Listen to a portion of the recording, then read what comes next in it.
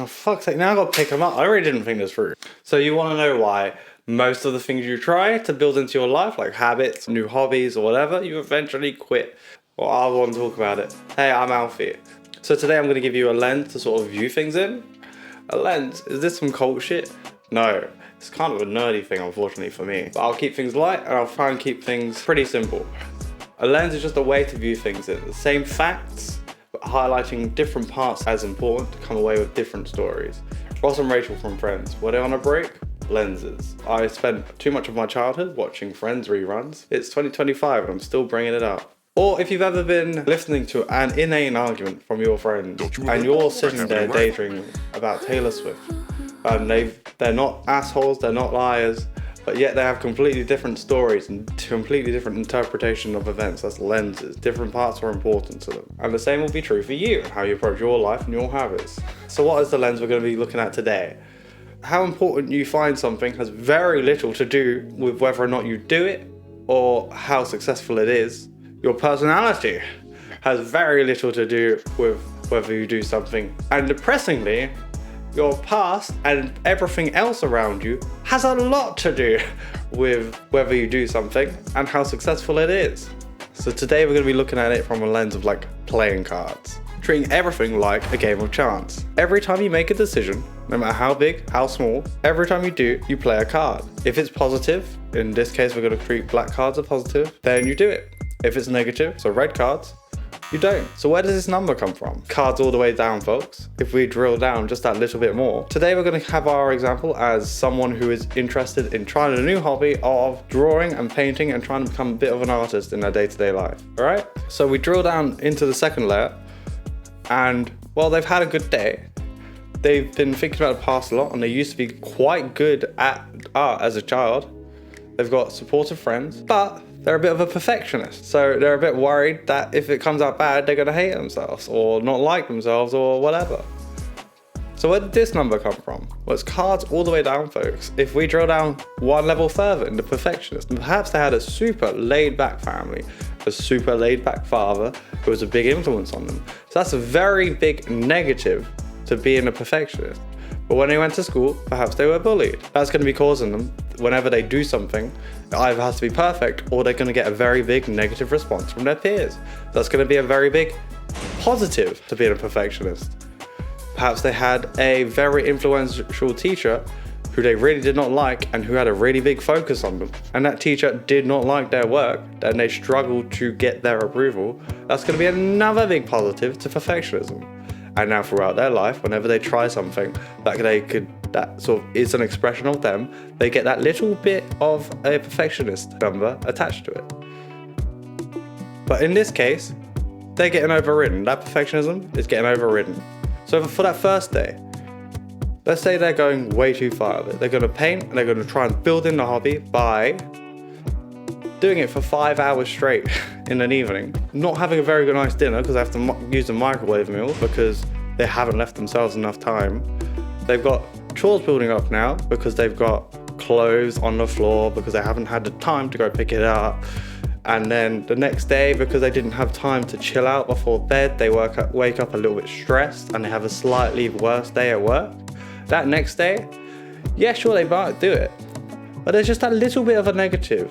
The number's just that little bit lower because all underneath they have now got cards are just that little bit lower. So what about the next day? Let's say they have a genuinely bad day at work. All the other cards are the same because they still go and do far with it. Let's say they had a bad day at work. They're thinking to themselves when they come to it, all right, today was an awful day. I'm gonna have a break from this. Give myself a chance to relax. I've been stressing myself out way too much about this. And that might sound fine, right? And understanding the cards that there's loads more negatives now, that's completely understandable. But what about the next day? They have a lot less negatives. They have a lot less negatives. They have one bigger negative in that they now have taught themselves an alternative that they can go up in an evening to jerk off on the couch to hentai or some shit. Whatever they do in the evening to have fun. And it's a lot more attractive than stressing themselves out again. So that first day off became a second day off. And basically they've quit within 3 days a hobby that's meant to be quite fun, that's quite expressive, quite meditative, and quite like ritualistic, they've already given up. And this sort of thinking applies throughout. So what if, instead of 5 hours, what if they did an hour? They won't draw as much, for sure.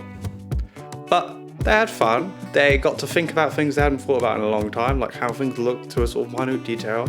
I can't draw, so any examples I give are going to be very, very bad. And then at the end, they give themselves a little reward. Instead of their shitty ready meal, and instead of their normal meal, they give themselves something a bit more like substantial. They get a little takeout. Oh, I did it. Or I get a hot chocolate because I did the thing I wanted to do. Whoopee! What happens? All those negatives all those littler negatives that the other person had, they're just not there the next day. And they have positives instead. So they do it again. But perhaps they realize that, you know what? The drawing aspect of it, they're fine with. Painting's this whole thing. They gotta get paints together. They gotta make sure everything gets dry. They don't get paint on everything. They haven't exactly got an art room. They're kind of doing this in their front room or their living room. So they're like, you know what? For now, I'm just gonna do paint. I'm just gonna do the drawing aspect. I'm not gonna do any of the painting. Now, is this improper to what they were trying to do, of be an artist who can do all the painting? Yeah. But it was a burden, it was a negative, it was something they're just not ready for just yet. So now that those positives underneath are slightly higher because one of them has the thing I don't like gone from it. I think I don't even need to go any further with this hypothetical. They've made it super easy. They're getting a hot chockey every day as an extra, and they're just gonna keep going. And if they make a friend, there's gonna be a massive positive in there. If they start exploring the hobby a bit more, it can be an even more massive positive. And as they go through, because it's sort of their normal routine, your normal routine has its own cards that are getting played. I've sort of ignored it for here, but there's going to be a little bit more of a positive just because it's what they're used to and what they're doing. So eventually they won't even have to think about the habit aspect of it. And if they're at that point, they can start building in a new habit, perhaps building that painting that they've put off. Now the drawing aspect, that's not a habit, that's a hobby.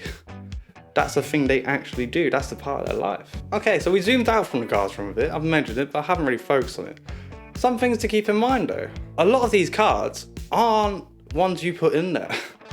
A lot of them were given to you from your parents, from your environment around you, and from things that happen to you.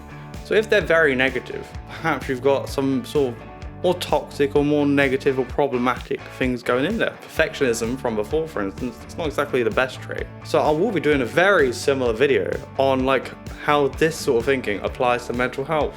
And it's going to have a lot of the same concepts. So if you're interested, be sure to like and subscribe. I'm going to be a channel that does low calorie diet, fitness, that sort of thing. And also kind of mental health and how that sort of plays into itself as well. So if you're interested, stick around. Sorry, my cat is playing with wires. I love that little bitch. So basically what you're doing, if you're approaching things and listening to how this sort of works, yeah, sure, this life thing, you don't have as much control as you perhaps think you do over what you do. Because the cards that you're playing, a lot of them aren't really dictated by you, they're dictated by other people. But what you can do is recognize that you can stack your deck. There's no rules against stacking your deck. The only rule is stacking your deck is in itself a decision, so don't overdo it. If you slowly stack your deck until the cards you're pulling and the cards underneath those cards and the cards underneath those cards are all more and more and more positive, you are more and more and more likely to get to your goal. Whether that's habit building, working on your mental health, whatever the hell you want, treat it carefully and understand to do it in a way that respects who you are. And keep in mind that other people are playing the exact same game as you, the exact same vague, invisible rules in the card game. We're all playing blackjack in a casino we can't see. So if someone you care about is doing something, or someone's done something that you do appreciate, so say something. You don't think the world of yourself for it. It probably won't alter the top level, but if you can slide in a little +1 somewhere in their deck and make their day in their life just a little bit more successful, then why not, when it costs you absolutely nothing. But an interesting thing before we sort of end this is how you can apply this lens and understand the world around you using it. So for instance, when I did that whole like and subscribe thing before, or any YouTuber really, yeah, sure, they're hoping they've stacked your deck themselves so that the numbers underneath are more positive when they say it, but they're forcing you to play the decision. They don't really care whether or not that deck is positive. All they care is if the number at the top comes out positive. Whereas other sides of marketing, laundry detergent for instance, they don't really expect, when you see a laundry detergent as an advert on TV, they don't really expect you to be like, let's go buy Daz, let's go buy Fairy. No, what they're doing is stacking your deck. So in the future, when you are in the supermarket and you're pulling that card, I need laundry detergent, and you're looking through each option, do I buy this one, do I buy this one, do I buy this one? And you're playing each card.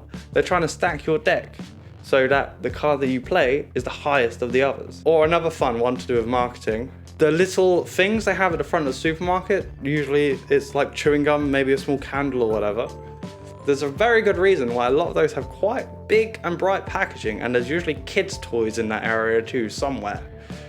Just shitty cheap ones. It's because when you're walking through the supermarket with a little fucker in your hand, like walking him through, and he's being a loud little, and he sees the brightly coloured things, he has had his deck stacked by you for sure. But he has sort of a natural deck of like, ooh, bright colours. So when he sees the ooh, bright colours and the things that he's seen kids playing with on TV, he's like, I really, really want that. It's also because he doesn't have to pay for the fucker. But that's why they're cheap near the front. Because when he's been allowed little, and you're like, okay, I can pay this tiny little amount of money and this motherfucker's gonna shut the fuck up, you're more likely to be like, this is a great purchase. It's an impulse buy, but it's playing an impulse buy playing your card. I think that sort of thinking is quite interesting. Anyway, so if you like the video, like and subscribe. Until next time, see ya. I'm Alfie.